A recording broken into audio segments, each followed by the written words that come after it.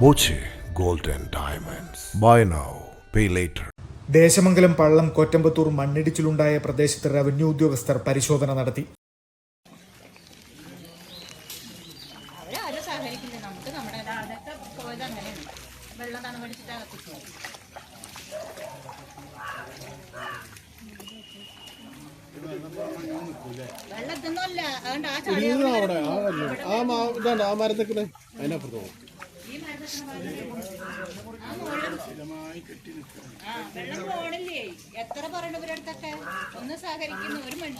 സുരക്ഷ ഉറപ്പാക്കണമെന്ന് പ്രദേശവാസികൾ തഹസിൽദാർ ഉൾപ്പെടെയുള്ള റവന്യൂ സംഘത്തോട് ആവശ്യപ്പെട്ടു.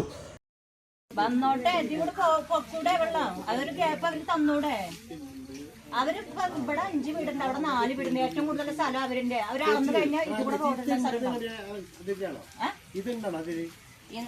എസ്റ്റേറ്റിലെ ആൾക്കാരുടെ അതെനിക്കറിയില്ല. അത് അവര് വീടിന്റെ കൊണ്ടാക്കിട്ട് അത് ഇവിടെ ഉണ്ടായിരുന്ന. പക്ഷെ അവരുടെ എന്ന് പറഞ്ഞാൽ അത് അവര് ഇവിടെ ഞങ്ങൾ വരുന്നതിന് മുന്നേ ഉണ്ടായിരുന്നതാ. അപ്പൊ അവരുടെ എന്ന് പറഞ്ഞാൽ അപ്പൊ അതാ നമുക്ക് അതൊന്നും നോക്കണ്ട.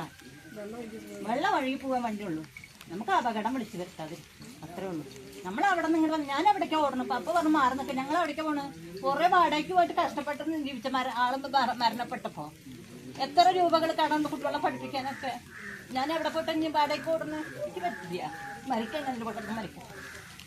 പ്രദേശത്തെ 19 വീട്ടുകാർക്കാണ് ഇവിടെ പ്രശ്നമുള്ളത്. വെള്ളം ഒഴുകി പോകാൻ ശാസ്ത്രീയമായ സംവിധാനമൊരുക്കുമെന്ന് തഹസിൽദാർ സി സന്തോഷ് പറഞ്ഞു. സ്ഥലത്തെ മണ്ണിടിഞ്ഞൊന്ന് പരിശോധന നടത്തിയിട്ടുണ്ട്. വിവരങ്ങൾ ഉദ്യോഗസ്ഥമായ മുഖേന കളക്ട് വിവരങ്ങളെ അറിയിച്ച് ഇത് തടയാനുള്ള ആവശ്യമായ നടപടികൾ ഉടൻ തന്നെ സ്വീകരിക്കണം.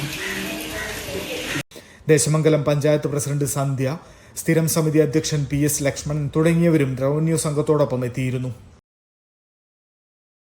Time kids pre school, Mannannur road, Vaniyamkulam. .view news. കാഴ്ചകളാണ് ലോകം. കണ്ടു തുടങ്ങുക.